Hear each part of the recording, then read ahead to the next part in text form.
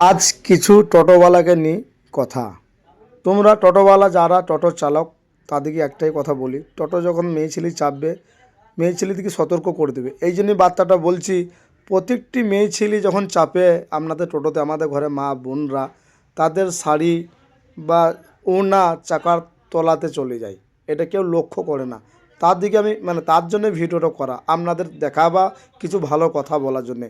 এটা চাকার সামনে তাকিয়ে দেখো, এখানে মেয়ে ছেলের চুড়িদার বা বোরখা। বিশেষ করে আমার মা বোনদিকে বলবো, যখন টোটোতে আপনারা চাপবেন নিজের চুড়িদার বা নিজের শাড়ি আঁচলটা আপনারা দেখে নেবেন। বিপদ হতে, দুর্ঘটনা হতে বেশি টাইম লাগে না। তখন ওই টোটোওয়ালাকেই প্রশ্ন করবে যে আপনার টোটোতে চেপেছে, তখন আপনি কি বললেন নাই ওনাদিকে সাবধান হতি বা সতর্ক হতি।